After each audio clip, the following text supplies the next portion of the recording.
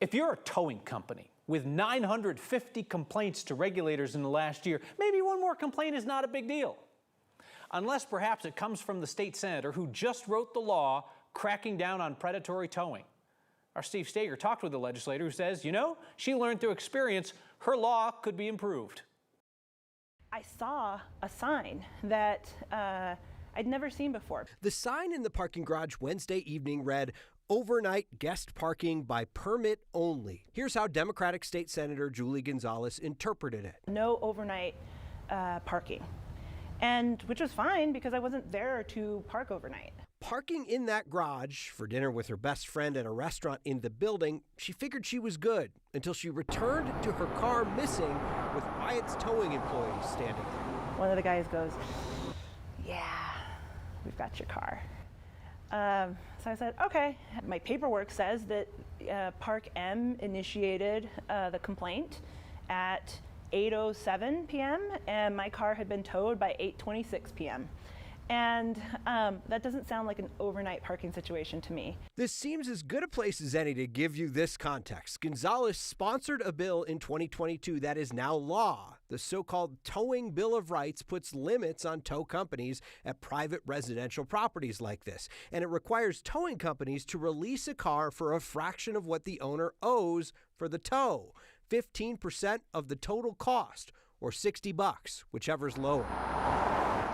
Something Gonzales says wasn't disclosed to her or the people in front of her in line at the Wyatt's tow yard off of Brighton Boulevard. To me, that is committing the sin of lying by omission. She says she had to ask about it and was told, in order to avail myself of this installment plan, which I know exists in statute because I wrote it, I was going to have to wait to see if a manager would approve my paperwork. I said, okay, I got time. This afternoon, an attorney for Wyatt's told us there is a sign at the entrance telling people about the law. He said Wyatt's complies with the law, which the company calls confusing, saying it doesn't specify how towing companies should charge for the remainder of what they're actually owed.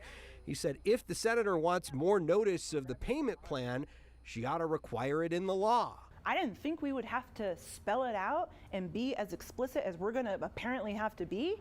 So be it.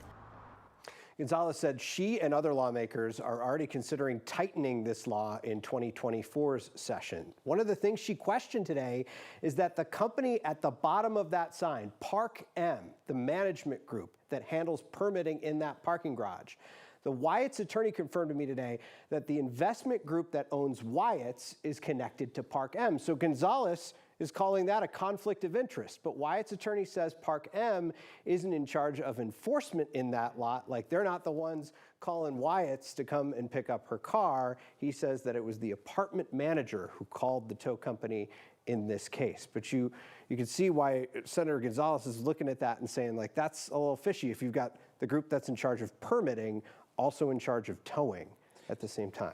I think everybody understands why tow companies exist, right? People can't just park anywhere, take up space wherever they want, if it's against the rules. You also don't want people getting gouged unreasonably. Right. I had no idea how big of a business towing was until it got attention at the state legislature. Yeah, it's a big deal. So you got to think about who's representing them here. The attorney from Brownstein Hyatt is Jason Dunn, the former U.S. attorney in Denver, who's actually representing Wyatt's in this matter. So there's a lot of money involved in this, as you might imagine, at the bottom of this. But you got to remember, too, that it could be the one thing between someone and eviction. And I think that's kind of that tight line. You've got to pay to get your car out, then you're short $400, can't make your rent payments. And so it's just kind of it all trickles. It's not a parking ticket. It's like a potential life alterer for people. Yeah. All right, Steve Steger, thank you very much.